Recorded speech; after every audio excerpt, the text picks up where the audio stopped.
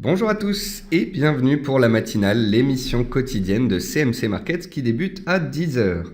Je suis Nicolas Chéron, analyste pour vous servir et nous sommes aujourd'hui le mercredi 18 mai. Le titre de la matinale du jour est « Des marchés déboussolés ». En effet, depuis à peu près 2 semaines, les indices européens sont dans des ranges très étroits.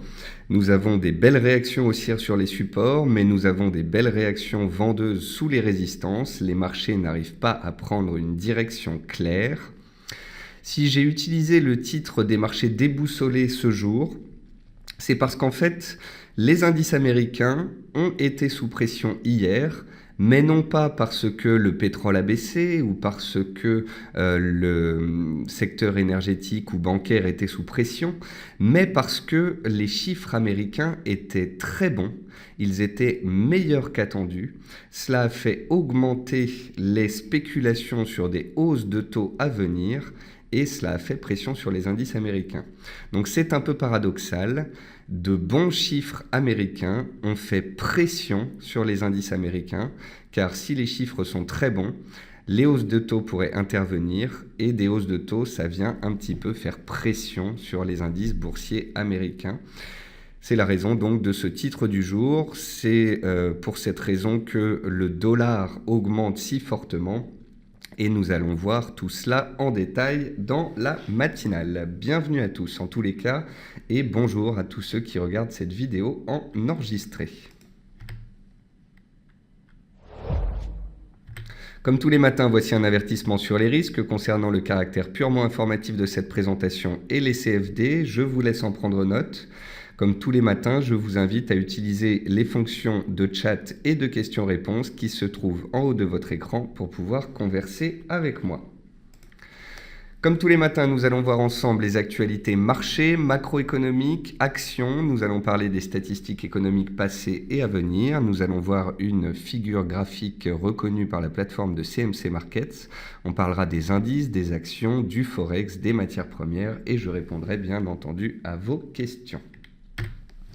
Alors, en termes d'actualité, le Standard & Poor's 500 teste pour la 8e fois les 2040 points, les fameux 2040 points, en attendant le compte-rendu du FOMC ce soir à 20 h.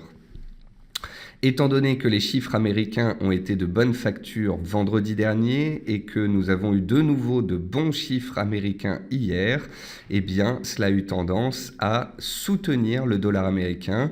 Nous avons vu ensemble hier qu'il était posé sur support, qu'il était dans une tendance haussière de court terme et qu'il pouvait repartir de l'avant. Cela a été le cas. Nouveau plus haut du dollar index aujourd'hui à 95 points. Et c'est ce qui fait pression sur l'euro-dollar, la livre-dollar, l'AUD-USD, le NZD-USD. On avait vu ensemble que ces différentes paires avaient consolidé pendant une dizaine de jours et qu'elles étaient arrivées sur des supports intermédiaires. Et je vous avais expliqué qu'on pouvait entrevoir plus de baisse de ces paires si le dollar index continuait de grimper. Cela a été le cas, donc ce scénario se déroule parfaitement. L'or baisse et retrouve les 1270 $, signe que l'aversion au risque n'est pas ou peu présente sur les marchés. En effet, généralement, quand les opérateurs ont peur, quand il y a des risques de cassure sur les indices, eh bien généralement, l'or a tendance à s'apprécier. Et donc, le côté paradoxal de la situation actuelle, c'est que le Standard & Poor's était sous pression hier à cause des spéculations sur des hausses de taux. Et l'or ne s'est pas apprécié. L'or, au contraire, recule à cause de ce fameux dollar fort. Donc c'est pour ça que j'utilisais vraiment ce matin ce titre des marchés déboussolés, car nous n'avons pas les mêmes décalages que d'habitude. D'habitude, nous avons des indices qui baissent, de la volatilité qui augmente et l'or qui monte. Là, on voit bien que la volatilité n'augmente pas, l'or n'augmente pas, les indices sont sous pression simplement à cause de l'effet monnaie, de l'effet dollar. Et puis sur le pétrole, le Brent approche des 50 $. Les ruptures d'approvisionnement boostent les prix. Il y a eu des ruptures d'approvisionnement avec le Nigeria. Il y a des problèmes également au Canada avec les incendies. Donc voilà, ça ce sont des choses qui font pression à la hausse, qui soutiennent les pétroles.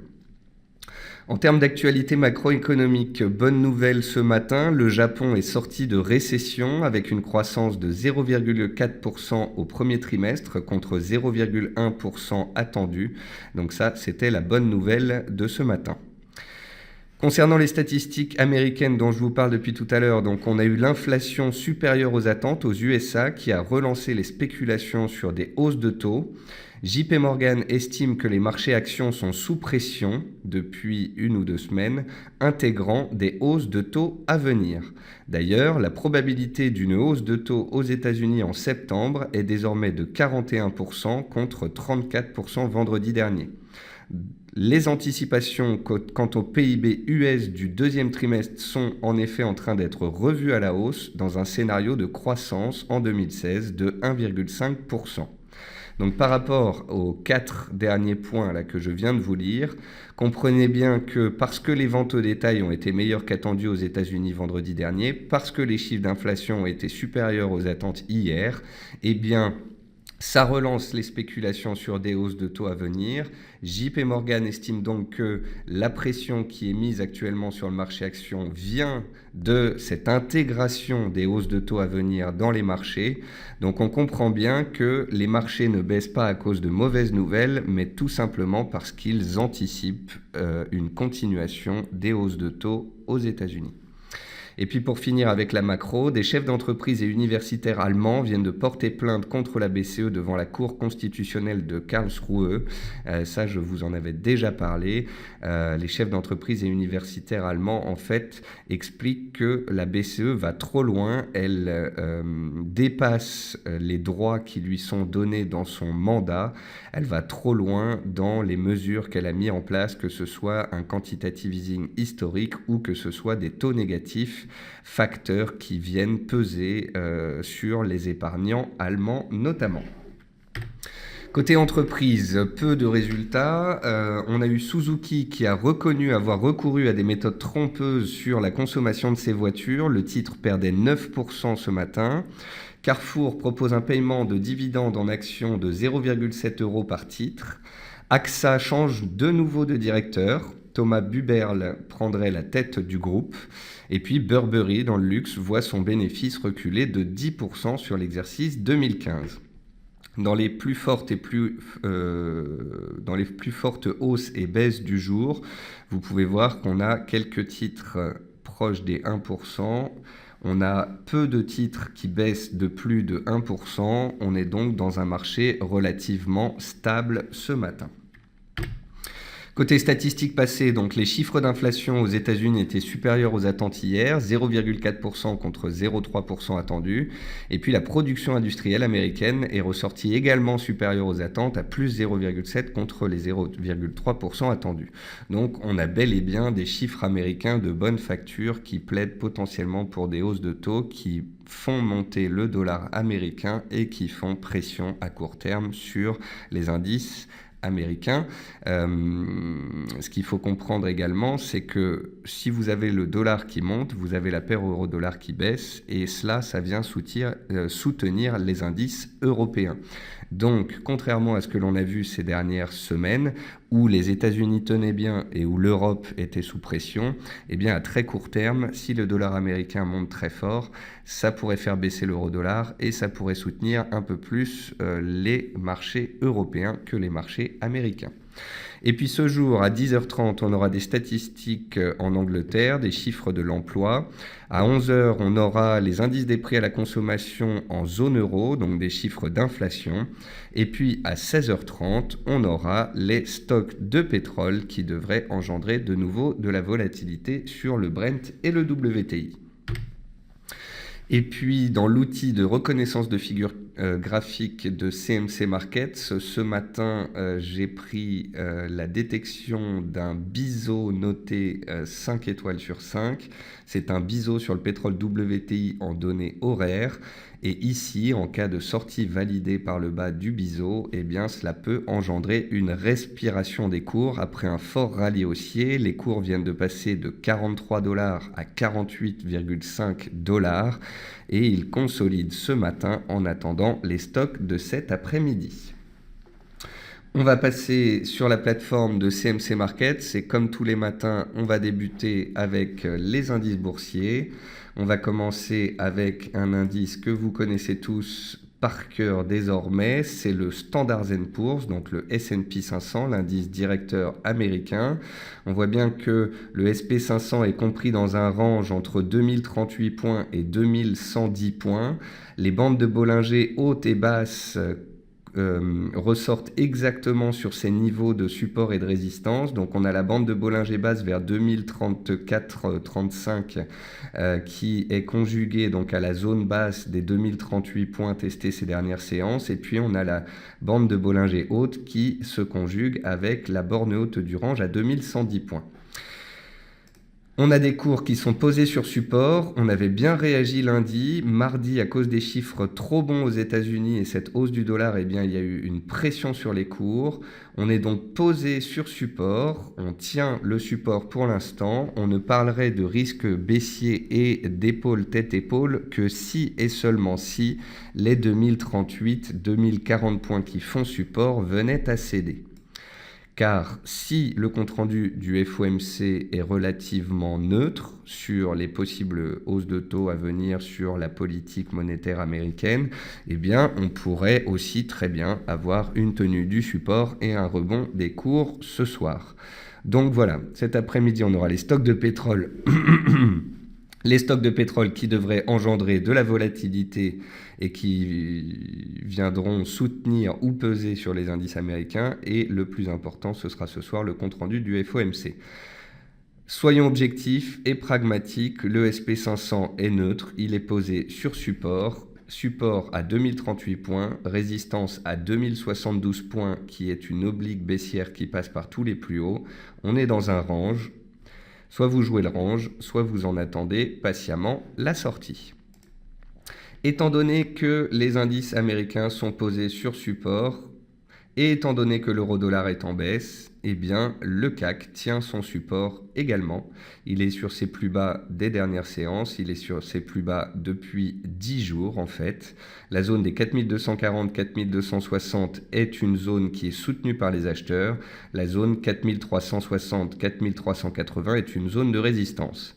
Hier, on avait un beau début de séance et on avait attaqué la résistance. On a échoué dessous et on est revenu très rapidement vers le support. Je ne m'attendais pas à une réaction baissière aussi forte en séance hier. Elle a été principalement due à la chute du SP500. Et le SP500, comme je vous l'expliquais, n'a pas baissé pour de mauvaises raisons, parce que le pétrole aurait chuté ou à cause de mauvais chiffres économiques. Le SP500 a été sous pression à cause des spéculations sur les hausses de taux à venir, car les chiffres étaient bons, ce qui est un peu paradoxal. Ce que vous pouvez constater, c'est qu'on est toujours dans les mêmes bornes de prix. Le DAX a échoué sous résistance hier, il est revenu sur support et ce matin, il testait de nouveau les 7800 points, support horizontal majeur. Tant qu'on tient ce support, on peut repartir à la hausse. Si et seulement si on venait à clôturer sous ce seuil, alors une accélération baissière pourrait naître en direction du support des 9500 points. Donc le CAC, le DAX et le SP500 sont de nouveau sur le bas de leur range, sur des supports horizontaux ou obliques. Tant qu'on tient ces supports, les acheteurs peuvent reprendre la main et refaire une rotation à l'intérieur du range. Si et seulement si ça casse, là on parlera de risque baissier, d'ETE sur le SP500, d'accélération baissière dans le sens de la tendance baissière en place depuis un mois en Europe. Et là, les vendeurs prendraient potentiellement la main, mais ce n'est pas encore le cas. Donc, attendons de voir dans quel sens la cassure interviendra. Ensuite, on peut regarder rapidement le marché actions. On voit bien qu'aujourd'hui, il n'y a pas de très forte baisse ni de très forte hausse. On a quelques titres qui ont reversé leurs dividendes et qui sont donc en baisse ce matin. On a des titres comme Parrot qui sont sous pression depuis plusieurs mois et qui continuent de l'être. On a Valourec qui consolide sur son support attendant les stocks de pétrole. On a AXA qui recule un petit peu, qui change de directeur. On a Société Générale dans les banques qui latéralise et qui n'a pas réussi à casser sa résistance hier. On est dans des marchés qui se cherchent, pas de très forte baisse, pas de très forte hausse. À la hausse, spéculation haussière sur Swatec qui est très volatile ces dernières séances. Fimalac va être retiré de la plateforme de CMC Markets car il n'y a plus assez de volume traité dessus. Jacquet Metal est dans une latéralisation des cours. Ce serait intéressant de voir une cassure de cette zone de prix à la hausse. Ça pourrait engendrer une vague haussière. Zodiac, qui était délaissé ces derniers mois, continue d'être recherché ces dernières semaines. Vous pouvez voir que le titre tient bien malgré des indices sous pression.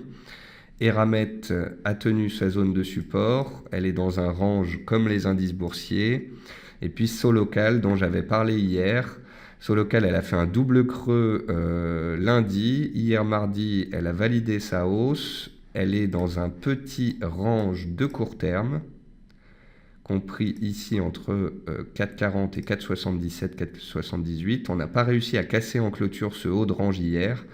Aujourd'hui, vous voyez qu'on a gapé à la baisse et puis les acheteurs se sont présentés. Si on venait à casser les 4,78, 4,80 sur Solocal dans les séances qui viennent, notamment si les indices tiennent, on pourrait voir une vague haussière naître. A contrario, tant qu'on est dans ce range, on peut continuer de se chercher, tout comme sur les indices. On va passer aux matières premières. Sur les matières premières, on va commencer par le pétrole, les pétroles. Donc on a le pétrole brut léger, le WTI, qui consolide après avoir fait 1, 2, 3, 4, 5, 6 séances consécutives de hausse. Le WTI consolide dans des proportions gardées car on va avoir les stocks ce jour et puis le WTI respire un petit peu après sa forte hausse. Il respire également puisque le dollar s'apprécie très fortement. On notera que les pétroles sont quand même très solides ces dernières séances car ils arrivent à grimper malgré un dollar en hausse. Et puis le Brent, le voici. Et donc vous voyez que ce soit sur le Brent ou le WTI, on consolide ce jour. Il y a encore de la place pour aller un cran plus haut, chercher les fameux $50 et puis chercher le haut de canal haussier sur le Brent. Donc pour l'instant, je ne note ni figure de retournement baissière ni résistance majeure. Donc j'attends tranquillement. On verra ce qui se passe avec les stocks. Pour vous parler de baisse sur les pétroles, j'attends qu'on atteigne soit les hauts de canaux qui ont très bien fonctionné par le passé, soit un retournement avéré. Pour l'instant, rien de cela. La tendance reste haussière. Les acheteurs ont la main. On est dans une simple petite consolidation. Ensuite, je vais vous montrer le blé. Le blé, c'est bien apprécié depuis une semaine. Le blé, en données hebdomadaires, il est vraiment dans une contraction des cours très très forte. Ça fait 2-3 ans que les cours du blé baissent. Vous voyez que depuis un an, les cours baissent de moins en moins. On arrive à travailler cette zone de long terme ici autour des 430-460 $ par boisseau. Les bandes de Bollinger sont très contractées. On est sur un support long terme. On est sous une résistance moyen terme. Dans les semaines qui viennent, si le blé devait sortir de cette zone de congestion, on pourrait avoir un très fort décalage, soit à la baisse, soit à la hausse.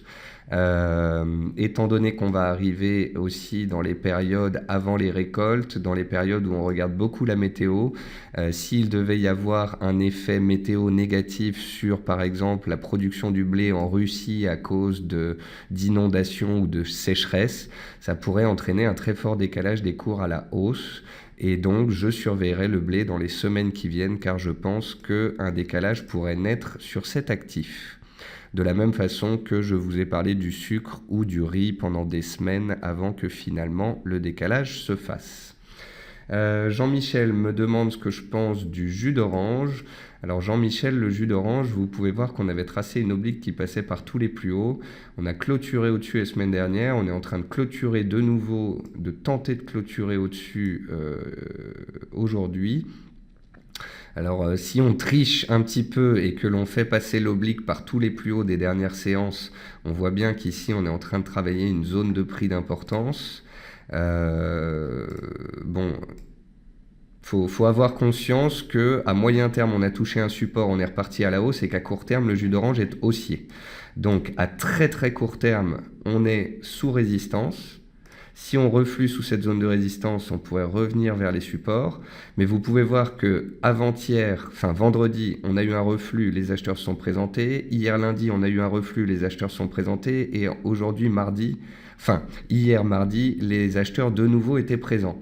Donc, si on devait attaquer cette zone de résistance et la dépasser, c'est que les acheteurs prendraient la main et qu'il y aurait plus de hausse. Donc, pour l'instant, les vendeurs n'ont pas la main. Si et seulement si on vient échouer encore une fois aujourd'hui ici, on pourrait repartir à la baisse, mais attention, la dynamique reste haussière. L'or dont je vous ai parlé donc au début de cette émission, l'or reste quand même haussier à moyen terme, reste haussier à court terme, mais alors que les indices boursiers sont sous pression ces dernières séances, vous pouvez voir que l'or ne s'apprécie pas fortement parce qu'en fait il n'y a pas de forte hausse de l'aversion au risque, il n'y a pas de peur sur les marchés. La raison qui fait aussi que les cours de l'or sont sous pression et ne s'apprécient pas, c'est parce que le dollar est très fort. Donc l'or à moyen terme, si un jour on vient casser les 1300-1305 $, je comprendrai qu'il y a un décalage puissant et que l'on ait une accélération haussière forte. Mais tant qu'on n'aura pas cassé les 1300 $, et parce que le dollar américain est fort, revoir l'or revenir vers les supports ne m'étonnerait pas plus que de voir les cours partir à la hausse. Donc pragmatisme et prudence. On est sur une oblique de soutien et on est sur support à 1270, mais si ce support venait à céder, on pourrait avoir plus de consolidation, notamment en direction de la moyenne mobile exponentielle à 43 périodes qui se trouve ici à 1253 $ et qui a fait soutien fin mars et tout le long du mois d'avril. Et puis le riz. Le riz continue d'être dans une tendance haussière, d'être recherché. Il est très beau. Magnifique tendance haussière sur les cours du riz qui ont pris 18% en un mois. J'ai écrit une analyse ici le 18 avril. On est aujourd'hui le 18 mai. Et en l'espace d'un mois, les cours ont pris 18%. Comme quoi, faire autre chose que du DAX, ça peut être pas mal parfois. Et puis pour finir, on va aller voir ces fameuses devises avec ce fameux dollar. Olivier, je reviendrai sur les matières premières pour finir, j'avais pas vu votre question. Donc, sur les devises, il y a une paire que je suis depuis longtemps, c'est l'AUD-NZD, je vous en parle tous les jours et je l'attends ici dans la zone des 1,0650, 1,0680 pour voir si on y réagit. Donc, je patiente, les cours descendent petit à petit. J'aimerais bien qu'on aille tester cette zone de prix ici sur laquelle on retrouve un regroupement de supports. Et si ces supports étaient potentiellement positivement testés, alors on pourrait parler d'éventuelles stratégies haussières. Tout comme ça avait été le cas quand on était en zone de support ici. Donc ça, c'est une paire bien particulière, c'est l'AUD-NZD. Et puis le dollar dont je vous parle depuis 10-15 jours, à la hausse, eh bien le voici. Hier, on a vu qu'à 94,30, le dollar était sur support. Et je vous ai expliqué que tant que le dollar était sur son support, sur son oblique de soutien, il était haussier, il pouvait repartir à la hausse. Et que si le dollar américain repartait à la hausse, eh bien c'était baissier sur les paires en dollars. Le dollar est parti à la hausse, il est toujours haussier, il est le long de son oblique haussière. Tant que ce sera le cas, il peut continuer de grimper. Vous remarquerez que ici, quand il a atteint une résistance, j'ai été très pragmatique et factuel et j'ai attendu de voir ce que cela donnait. On a consolidé un jour, on est reparti le lendemain. De la même façon, si on arrive sous résistance ici, qu'on reflue un petit peu, j'attendrai vraiment qu'on casse l'oblique de soutien pour parler de velléité baissière. En attendant, le dollar est haussier et tant que le dollar est haussier, ça fera pression un peu sur les indices américains et ça fera pression sur toutes les paires en dollars. Ces fameuses paires en dollars d'ailleurs, on va les regarder. Alors Lucas me dit: bonjour Nicolas, avec quelle matière première l'AUD est-elle corrélée? L'AUD a une forte corrélation avec l'or, cher Lucas. Et donc l'AUD a consolidé ces dernières séances car il y a eu une baisse des taux surprise par la Royal Bank of Australia le 3 mai dernier. Et puis depuis, parce que le dollar est fort et que l'or consolide, l'AUD a tendance à être sous pression. On a vu ensemble hier que l'AUD avait bien rebondi et je vous ai expliqué qu'on était en tendance baissière et que le dollar était sur support, auquel cas l'AUD pourrait repartir à la baisse. C'est ce qu'il s'est passé. De la même façon sur l'euro-dollar, je vous répète depuis 2 semaines la même chose. L'euro-dollar est dans un canal haussier de moyen terme, mais il a atteint la borne haute de son canal. Il pourrait donc consolider en direction de la borne basse de son canal, et c'est ce qu'il continue de faire depuis 15 jours. J'attends gentiment qu'il arrive sur un support, ou bien qu'il y ait un beau chandelier de retournement. Tant que ce ne sera pas le cas, tant que l'on pourra matérialiser la tendance baissière ici par une oblique qui fait résistance et qui bloque les cours, l'euro-dollar sera baissier. Vous pouvez comme ça tracer des obliques qui vous permettent de ne pas prendre de mauvaises décisions. C'est-à-dire, vous pouvez vous dire que l'euro-dollar est baissier à court terme, que seule une cassure de l'oblique baissière ferait office de signal haussier, de retour des acheteurs, et donc un investisseur qui ne veut pas trader à contre-tendance aura tendance à attendre la cassure de l'oblique, un retournement de tendance, et alors il pourra potentiellement mettre à profit la hausse une fois que la baisse sera terminée. Pour l'instant, on baisse petit à petit, et ce, tant que le dollar sera recherché. La livre, je vous en ai parlé aussi hier, elle était sous résistance à 1,4530 et vous voyez bien que la livre consolide à plat. Même si la hausse des 2 dernières séances pouvait paraître puissante, ça reste une hausse de court terme dans une tendance baissière alors que le dollar est fort et ça empêche toute appréciation de la livre ces dernières séances tant qu'on est dans cette zone de prix-là. Le NZD, tout comme l'AUD, il est sous pression. Donc le NZD, il était dans un canal haussier pendant 3 mois. Il est venu casser son canal. Il a fait plusieurs pullbacks ici sur la borne basse du canal, ainsi que sur une zone horizontale de prix très travaillée. Tant que le NZD sera sous cette zone de résistance des 0,6840, les vendeurs ont la main et la tendance est baissière et la baisse pourrait continuer dans le sens de la tendance de court terme. Si et seulement si le NZD-USD venait à casser les plus hauts ici qu'on fait depuis 10 jours, il réintégrerait alors son canal haussier et ça effacerait les velléités baissières et les risques baissiers à court terme. Donc objectivement, pour l'instant, AUD, NZD, euro et livre sont dans des ranges de court terme sous des résistances qui ne passent pas, et ce parce que le dollar est haussier. Si et seulement si à un moment le dollar casse son oblique haussière et arrête de grimper, alors les paires en dollars pourraient monter. A contrario, si les chiffres américains continuent d'être bons et si les probabilités de hausse de taux ne font qu'augmenter, eh bien le dollar sera encore recherché, pourrait continuer de monter, et les paires en dollars continueraient leur descente.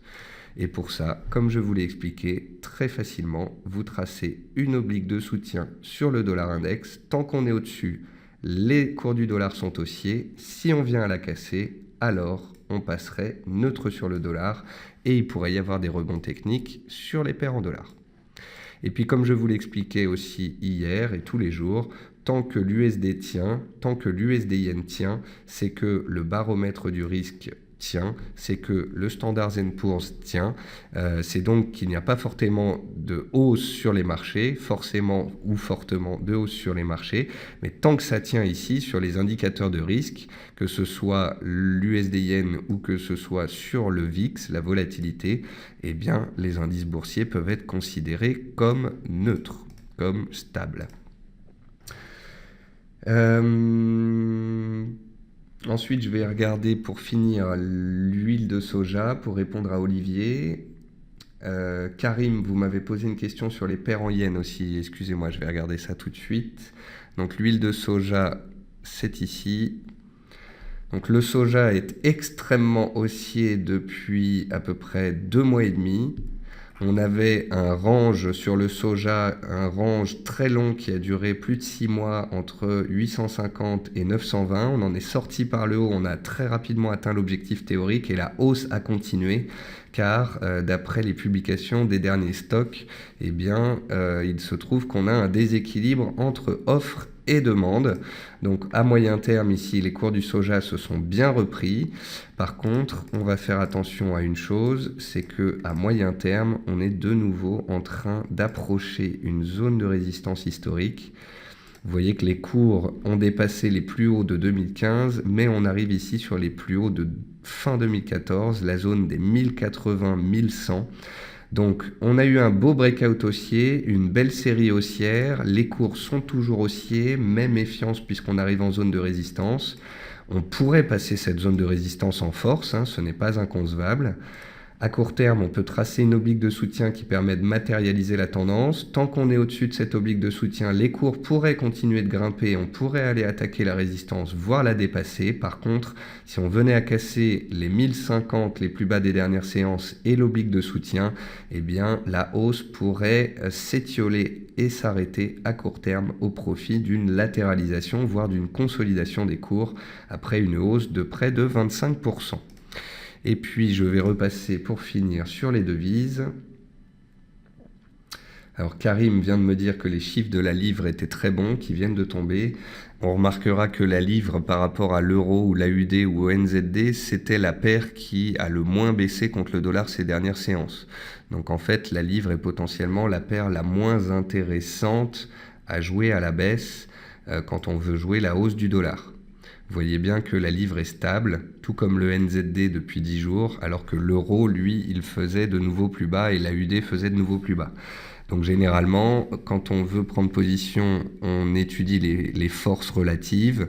L'euro-dollar et le NZD, l'euro-dollar et l'AUD USD sont les deux paires en dollars les plus faibles. La livre et le NZD USD sont les deux paires les plus fortes.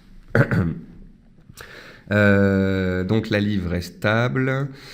La livre yen, puisque la livre est forte, puisque la livre est forte et que l'USD yen tient bien, eh bien la livre yen continue de s'enregistrer, de s'inscrire dans un rebond technique de court terme.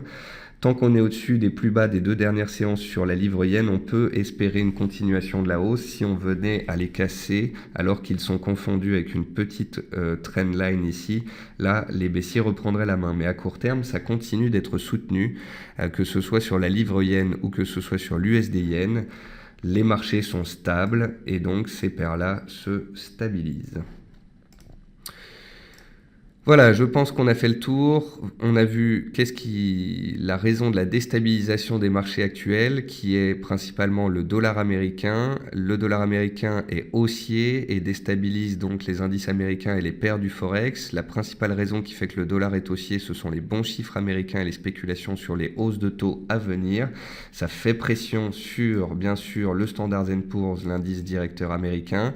Ce dernier est posé sur support. Aura-t-il la force de le tenir ou est-ce que les pressions haussières sur le dollar auront raison de lui? En tous les cas, je peux vous dire une chose, il n'y a pas de peur sur les marchés, il n'y a pas de volatilité forte, il n'y a pas de hausse du yen, il n'y a pas de hausse de l'or, donc on est toujours dans des marchés neutres et la seule chose qui fait que les indices US sont sous pression, c'est les spéculations sur les hausses de taux.